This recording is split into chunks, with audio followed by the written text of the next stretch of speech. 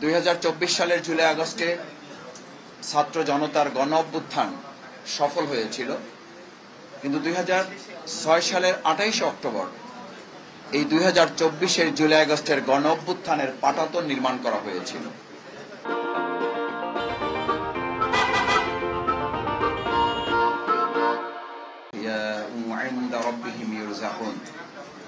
সাদাকাল্লাহুল আযীম। মহান আল্লাহ সুবহানাহু ওয়া তাআলা বলেন, যারা জীবিতই নয় তারা মহান আল্লাহ রাব্বুল আলামিনের পক্ষ থেকে উত্তম রিজিক প্রাপ্ত হয়ে থাকেন। বাংলাদেশ জামাত ইসলামী ঢাকা মহানগরী দক্ষিণের উদ্যোগে আয়োজিত সপ্তাহব্যাপী 2006 সালের 28 অক্টোবর স্মরণে কর্মসূচির আজকের বৃন্দ সুধী মণ্ডলী, 2006 সালের 28 অক্টোবর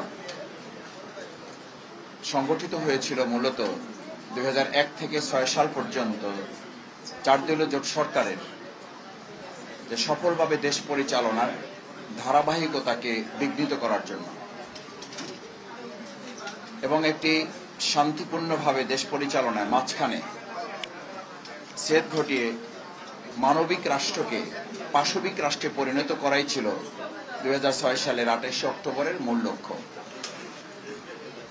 এবং 2006 সালের 28 অক্টোবর মানবিক রাষ্ট্র থেকে বাংলাদেশ মূলত 2024 সালের 5ই আগস্ট পর্যন্ত একটি পাশবিক রাষ্ট্রে পরিণত করার চক্রান্তের শুরু ছিল 2006 সালের 28 অক্টোবর।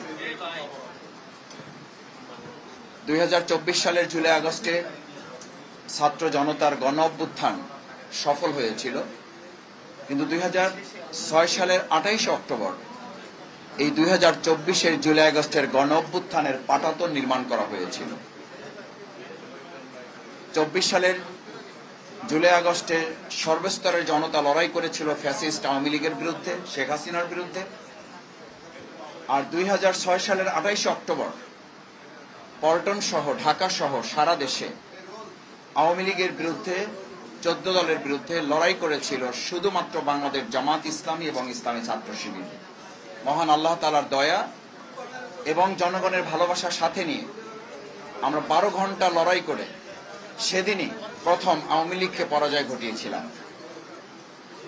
খুনি হাসিনা যেদিন আগের দিন ঘোষণা করেছিল লগি বৈঠা নিয়ে সবাইকে ঢাকায় আসার জন্য, সম্মানিত সুধী মণ্ডলী, সাংবাদিক বৃন্দ, আপনাদের এটা খুব স্বাভাবিকভাবে প্রশ্ন হওয়ার কথা যে ঢাকার মতো একটা গুরুত্বপূর্ণ জায়গায় নেতাকর্মীদেরকে লগি বৈঠা নিয়ে একজন স্বাভাবিক সুস্থ মানুষ, একটা দলের নেতৃত্ব পরের কথা, রাজনৈতিক কর্মী তো পরের কথা, একজন সুস্থ স্বাভাবিক সাধারণ মানুষও তার নেতাকর্মীদেরকে লগি বৈঠা নিয়ে ঢাকায় আসার নির্দেশ দেওয়ার কথা না। এবং এটা সাধারণ কোনো নির্দেশ ছিল না, এটা ছিল একটা পাশবিক নির্দেশ।